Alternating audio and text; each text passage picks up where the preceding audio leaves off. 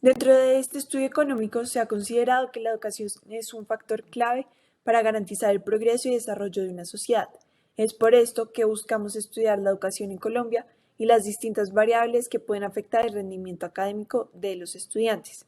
Para llevar a cabo este estudio hemos utilizado la base de datos del examen Saber 11 para el segundo semestre del año 2019, puesto que al ser un momento prepandemia, podríamos tener un análisis con mayor precisión sobre la población con acceso a educación, sin que la pandemia tenga influencia significativa en el proceso educativo de muchos estudiantes que no tuvieron la capacidad de acceder a la educación básica y se vio reflejado en una mayor brecha en las desigualdades educativas y sociales a nivel nacional. A partir de esta base, decidimos seleccionar una muestra de 250 estudiantes con características distintas, buscando que los resultados del estudio fueran insesgados, y así utilizar las herramientas estadísticas aprendidas en clase y evaluar la correlación entre los factores socioeconómicos y los resultados en las pruebas Saber 11, y determinar el impacto que tienen las variables entre sí.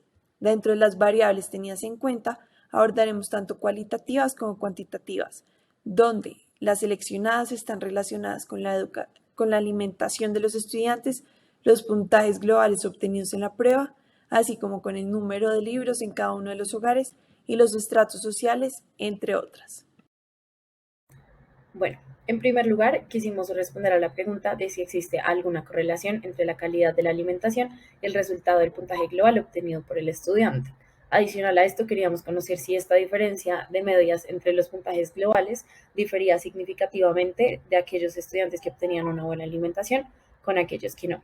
Para esta pregunta usamos el método de prueba de hipótesis y pues es importante decir que la calidad de la alimentación es una variable cuantitativa que corresponde al número de veces que el individuo ingiere los grupos de macronutrientes al día.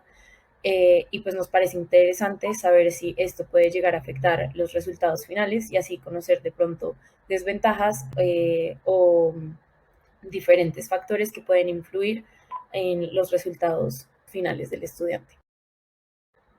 Bueno, ya en cuanto al procedimiento, es importante mencionar que aquellos estudiantes que hacen parte del grupo de buena alimentación son estudiantes que consumen de 3 a 5 veces por semana o todos los días todos los grupos de macronutrientes, mientras que aquellos que pertenecen a una mala alimentación son estudiantes que consumen de 1 a 2 veces o nunca o rara vez a la semana los grupos de macronutrientes.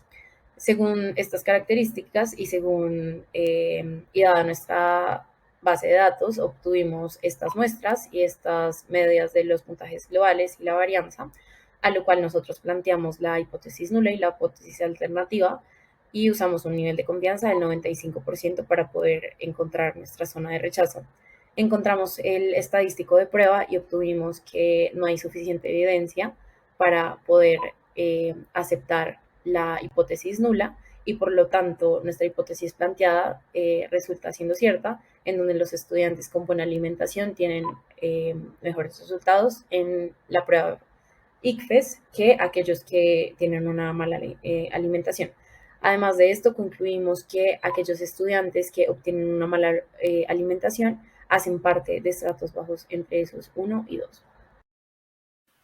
En esta parte nos proponemos resolver la pregunta de si efectivamente la cantidad de libros que tiene una persona, un estudiante en su hogar, afecta su desempeño en lectura crítica en la prueba de testado. Y para eso usamos un intervalo de confianza de la varianza con 95% de nivel de confianza. La varianza pues nos dice que nos habla sobre la medida de dispersión que representa la variabilidad de una serie de datos respecto a la medida aritmética. Por ello consideramos oportuno emplear ese método. Bueno, nosotros teníamos una base de datos de 249 estudiantes y lo filtramos para aquellos que tenían más de 100 libros en su hogar. Eso nos dejó 23 estudiantes, esto es 23 observaciones, que los pasamos a una hoja aparte de Excel y la importamos a Stata.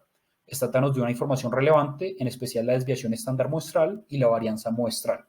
Ya con ese dato podemos efectivamente estimar la varianza poblacional que con la fórmula que se expone en la primera línea del procedimiento.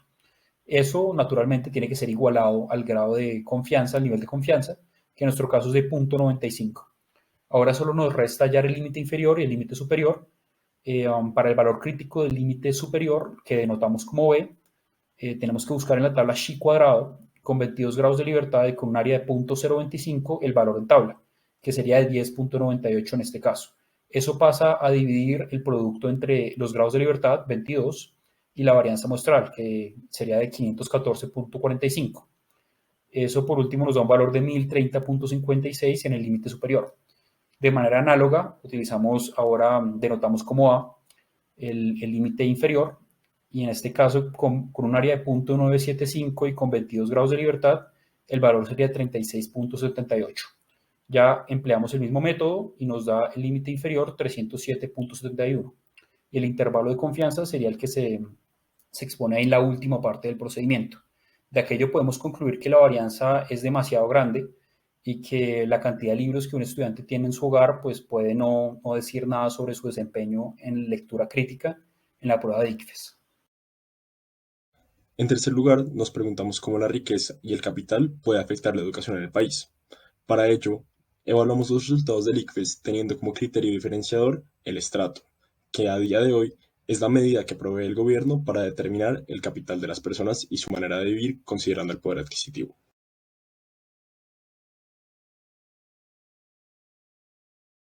Para realizar este análisis, utilizamos la prueba de hipótesis, en la cual propusimos que si la diferencia entre las medias era mayor a 10 puntos, se podría considerar que en realidad existe una diferencia entre los resultados de ambos grupos y por ende concluir que hay una diferencia en la educación dependiendo del estrato.